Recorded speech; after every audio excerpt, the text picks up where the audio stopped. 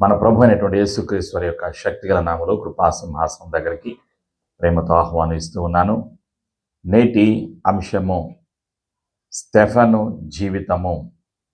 Today's topic from the throne of grace, Stephen's life.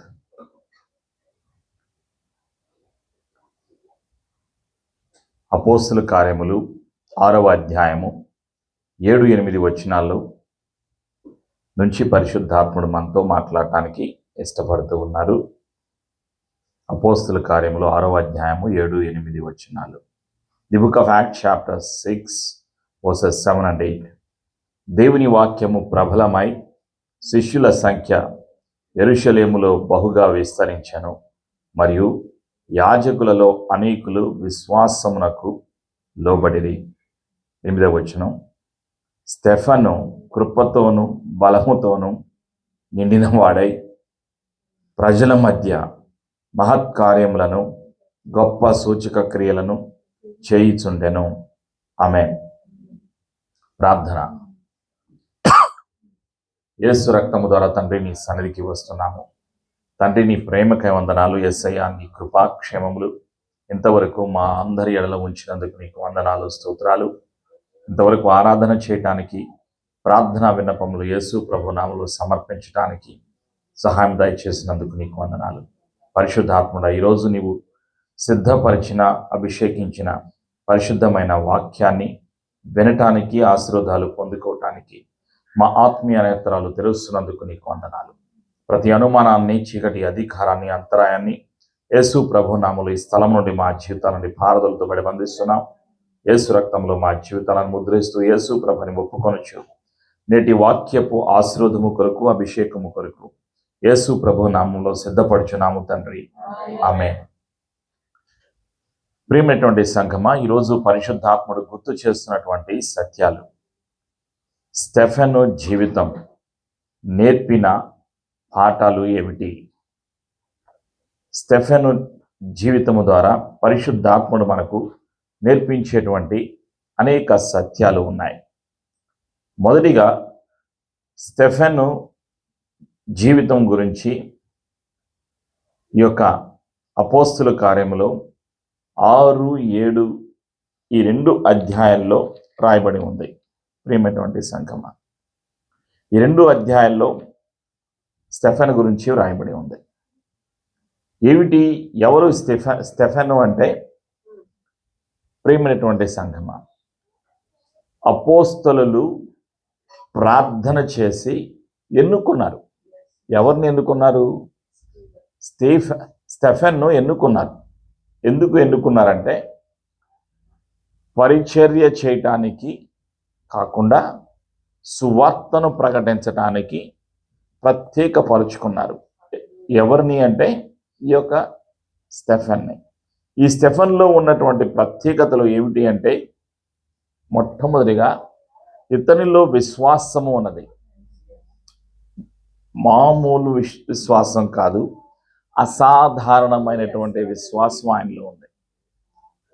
కాబట్టి వీళ్ళు ఎన్నుకున్నారు, శిష్యులు ఇతన్ని ఎన్నుకున్నారు. అపోస్తుల కార్యములో 6వ అధ్యాయంలో 2వ వచనంలో మనం చూస్తాం. అప్పుడు 12 అపోస్తలులు తమ యొద్దకు శిష్యుల సమూహమును పిలిచి, మేము దేవుని వాక్యము బోధించటం మాని ఆహారము పంచిపెట్టుట యుక్తము కాదు. కాబట్టి సహోదరులారా, ఆత్మతోనూ జ్ఞానముతోనూ నిండుకొని మంచి పేరు పొందిన 7 మనుషులను మీలో ఏర్పరచుకొనుడి. మేము వారిని ఈ పనికి నియమింతుము. అయితే మేము ప్రార్థన యందును వాక్య పరిచర్యందును ఎడదెగక యుందుమని చెప్పిరి. ఈ మాట జనసమూహమంతటికి ఇష్టమైనందున వారు విశ్వాసముతోనూ పరిశుద్ధాత్మతోనూ నిండుకున్న వాడైన స్టెఫను, ఫిలిప్పు, ప్రోకోరు, నికానోరు, తీమోను, పర్మేనాసు, యూదుల మత ప్రవిష్టుడును అంతియోకయు వాడును అగు నికోలాసు అను వారిని ఏర్పరచుకొని వారిని అపోస్తలుల ఎదుట నిలువబెట్టిరి. వీరు ప్రార్థన చేసి వారి మీద చేతులుంచిరి.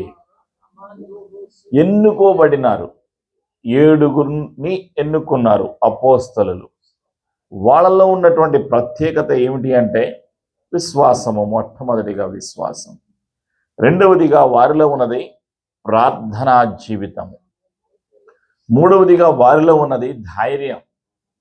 మనుషులకు భయపడలేదు, సమాజ మందిరం యొక్క అధికారులకు భయపడలేదు, సమరయులకు భయపడలేదు, ఆనాటి రోమా ప్రభుత్వానికి భయపడలేదు. వాళ్ళల్లో ఉన్నది ఏమిటి అంటే ధైర్యం. ప్రత్యేకంగా స్టెఫను సువార్తను ప్రకటించాడు. అతను ప్రకటించినటువంటి సువార్తలో ఉన్నటువంటి ప్రత్యేకత ఏమిటి అంటే ఆయన సువార్తను అభిషేకముతో, శక్తితో ప్రకటించాడు. ఆయన పలికేటప్పుడు, సువార్తను ప్రకటించేటప్పుడు, ఆయన మాట్లాడేటప్పుడు ఆయన కనపరిచినటువంటి జ్ఞానాన్ని అక్కడ ఉన్నటువంటి యూదులందరూ కూడా ఆశ్చర్యపోయారు, భయపడ్డారు. ఆలోచన చేయండి, ఇది జరిగినటువంటి సంఘటన. అపోస్తుల కార్యములు 6వ అధ్యాయంలో 10వ వచనంలో మనం చూస్తున్నాం ఆ సత్యాన్ని. మాటలాడుట యందు అతడు అగుపరిచిన జ్ఞానమును, అతన్ని ప్రేరేపించిన ఆత్మను వారెదిరింపలేకపోయిరి. స్టెఫెను మాట్లాడేటప్పుడు, వాక్యాన్ని చెప్పేటప్పుడు వాళ్ళందరూ కూడా ఏం కలిగింది? వారికి భయం ఏర్పడింది. ప్రేమైనటువంటి సంఘమా, 15వ వచనంలో కూడా మనం చూస్తున్నాం. 6వ అధ్యాయం 15. సభలో కూర్చున్న వారందరూ అతని వైపు తేరి చూడగా అతని ముఖము దేవదూత ముఖము వలె వారికి కనబడెను. ఆలోచన చేయండి, దేవుని యొక్క వెలుగు అతని ముఖం మీద ప్రకాశించింది. ప్రేమైనటువంటి సంఘమా, ఈ విధంగా ఆయనలో ఉన్నటువంటి ప్రత్యేకత, అభిషేకము పొందుకున్నాక ఆయన యొక్క ముఖము ప్రకాశించింది. అపోస్తుల కార్యములు 7వ అధ్యాయంలో 54వ వచనంలో మరొక సత్యాన్ని మనం చూస్తాం. 54వ వచనంలో ఉన్నటువంటి సత్యం ఏమిటి అంటే, వారి మాటలు విని కోపముతో మండిపడి అతనిని చూచి పండ్లు కొరికిరి. అయితే అతడు పరిశుద్ధాత్మతో నిండుకొనిన వాడై ఆకాశం వైపు తేరి చూచి దేవుని మహిమను, యేసు దేవుని కుడిపార్శ్వమందు నిలిచియుండుటను చూచి, ఆకాశము తెరువబడుటయు మనిషి కుమారుడు దేవుని కుడిపార్శ్వమందు నిలిచియుండుటయు చూచుచున్నానని చెప్పాను. ఆలోచన చేయండి, స్టెఫెను ఎన్నుకోబడ్డాడు, ఏర్పాటు చేయబడ్డాడు, అభిషేకించబడ్డాడు. అసాధారణమైనటువంటి వ్యక్తిగా మార్చివేశాడు పరిశుద్ధాత్ముడు. మనుషులలో వేల మంది ఉన్నారు అక్కడ వాక్యాన్ని వినటానికి వచ్చిన వారిలో, అపోస్తలులు చెప్పేటువంటి మాటలు వినటానికి. ప్రియమైనటువంటి సంఘమా, అపోస్తలులు 12 మంది ఏం చేశారు? వీళ్ళు ఎన్నుకున్నారు. ఎన్నుకోబడినటువంటి వారిలో ఒకడు ఈ యొక్క స్టెఫెను. స్టెఫెను యొక్క జీవితము ఆశీర్వాదకరమైనటువంటి జీవితము. ప్రియమైనటువంటి సంఘమా, ఆయనలో యూదులు భయపడ్డారు. ఆయన వాక్యం చెప్పేటప్పుడు అక్కడ ఉన్నటువంటి ప్రజలకు భయం వేసింది. స్టెఫెను కృపతోనూ బలముతోనూ నిండిన వాడై ప్రజల మధ్య మహత్కార్యములను, గొప్ప సూచక క్రియలను చేయుచుండెను. అతనిలో ఉన్నటువంటి అభిషేకము ద్వారా అద్భుత క్రియలు చేయగలిగాడు, ఆశ్చర్యక్రియలు చేయగలిగాడు. ఒక వ్యక్తి అభిషేకాన్ని పొందుకున్నాక ఏం కలుగుతుంది అంటే మరొక స్థానంలోకి ఎదిగిపోతారు, ఉన్నతమైన స్థానంలోకి వెళ్ళిపోతారు. ఆ స్థానం మనకి అర్థం కాదు. ఏ స్థానంలోకి మనం వెళుతున్నామా మనకు అర్థం కానిటువంటి స్థానం, మనము ఊహించినటువంటి స్థానం, మనకు తెలియనటువంటి ఉన్నతమైన స్థానానికి తండ్రి మనల్ని తీసుకుని వెళతాడు.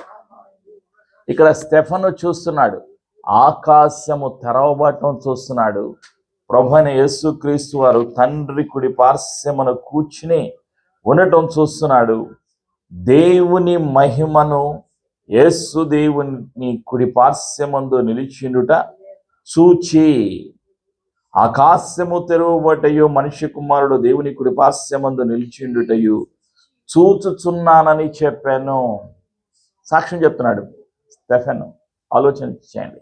మహిమను చూశాడు, యేసయ్యను చూశాడు, తన జీవితంలో ఉన్నతమైనటువంటి అభిషేకాన్ని పొందుకున్నాడు. కాబట్టి ఆశ్చర్య కార్యాలు తన జీవితం ద్వారా జరిగాయి, అద్భుత క్రియలు జరిగాయి, సంఘము విస్తరించబడింది. దేవుని వాక్యాన్ని బలముగా ఆయన చెప్పటం వల్ల 7వ వచనం, దేవుని వాక్యము ప్రబలమై శిష్యుల సంఖ్య యెరూషలేములో బహుగా విస్తరించెను, మరియు యాజకులలో అనేకులు విశ్వాసమునకు లోబడిరి. అక్కడ యెరూషలేములో యాజకులు ఉన్నారు, వాళ్ళు కూడా విశ్వాసానికి లోబడ్డారు. బలమైనటువంటి వాక్యం, ఆయన చెప్పేటువంటి వాక్యములో ఉన్నటువంటి శక్తి, అభిషేకము, ప్రేమటువంటి సంఘమ, అంత అద్భుత రీతిగా పరిశుద్ధాత్ముడు తన జీవితాన్ని మార్చివేశాడు. 2 అధ్యాయాల్లో అద్భుతమైనటువంటి సేవ చేశాడు స్టెఫెను. ఆ తర్వాత జరిగిన సంఘటన ఏమిటి అంటే, దేవుని మహిమ కొరకు, దేవుని రాజ్యము కొరకు హతసాక్షి అయిపోయాడు ఈ యొక్క స్టెఫెను. ఆ సత్యాన్ని కూడా మనం ఇక్కడ చూస్తున్నాం. 7వ అధ్యాయంలో 56, 57, 8 వచనాల్లో మనం చూస్తాం. అప్పుడు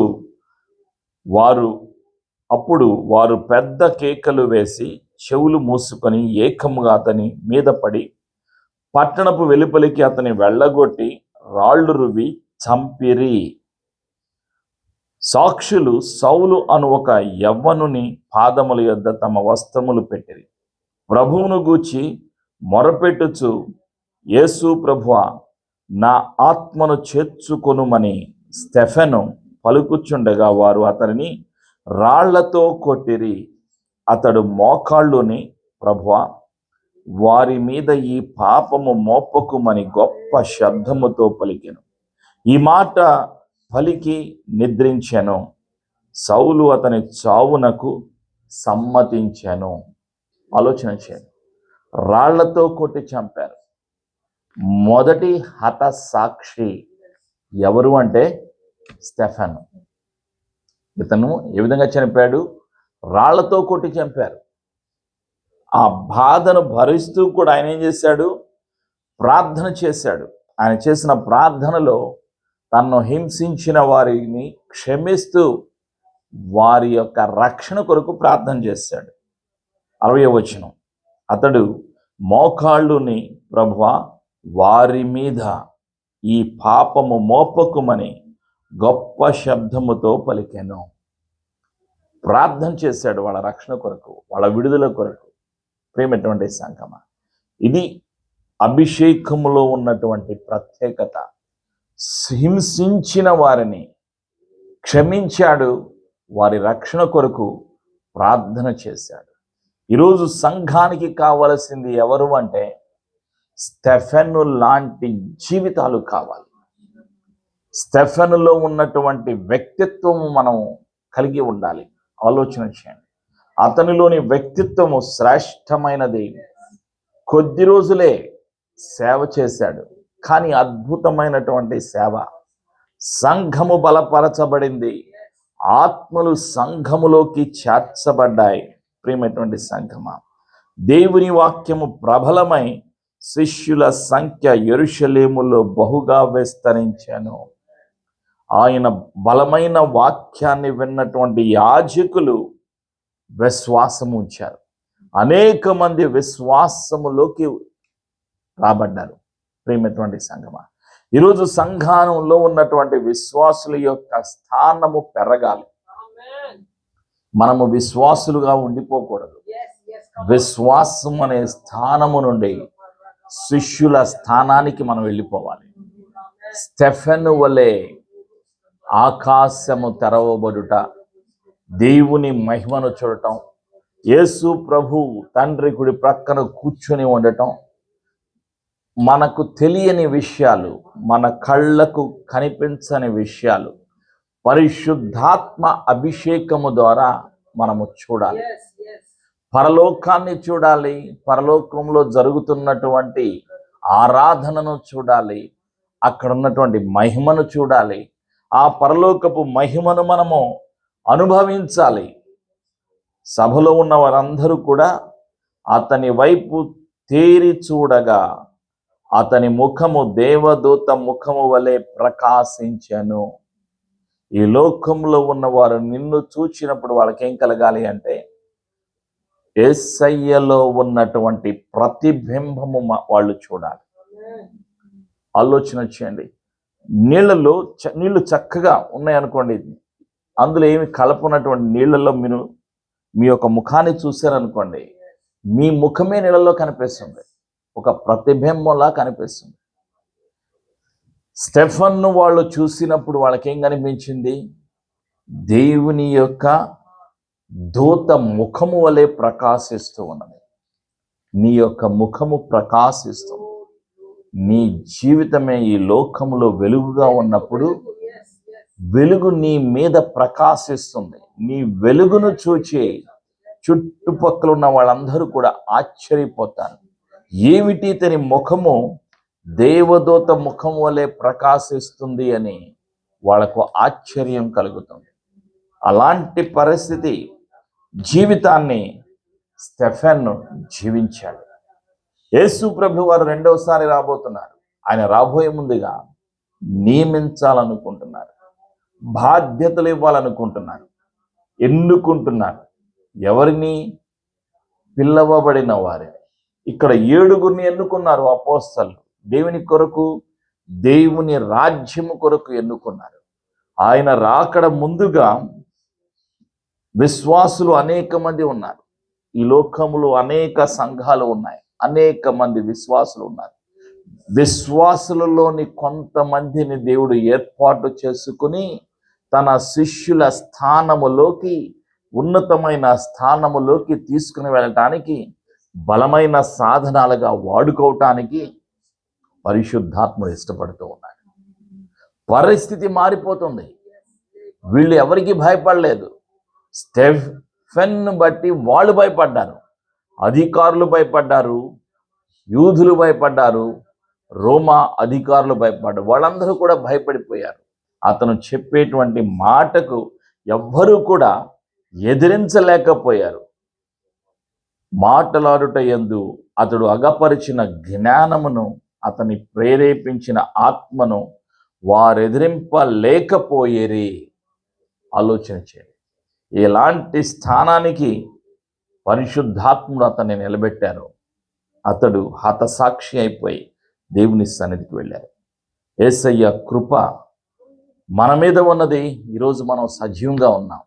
ఈ లోకములో శ్రమలు ఉన్నాయి, అన్ని దేశాలలో శ్రమలు ఉన్నాయి, సమాజంలో శ్రమలు ఉన్నాయి, ఈ లోకములో శ్రమలు ఉన్నాయి. సంఘము హింసించబడుతుంది. అనేక మంది ఇప్పుడు చెరసాల్లో ఉన్నారు. ప్రేమటువంటి సంఘమా, ఆలోచన చేయండి. ఈరోజు నీవు నేను ఇంకా కృపలో సజీవంగా ఉన్నాము అంటే అర్థం ఏమిటి అంటే మనం చెయ్యవలసిన పని ఇంకా ఉన్నది. మనకు ఇలాంటి హింసలు లేవు, ఇలాంటి బాధలు లేవు. కాబట్టి నీవు నేనేం చేయాలి?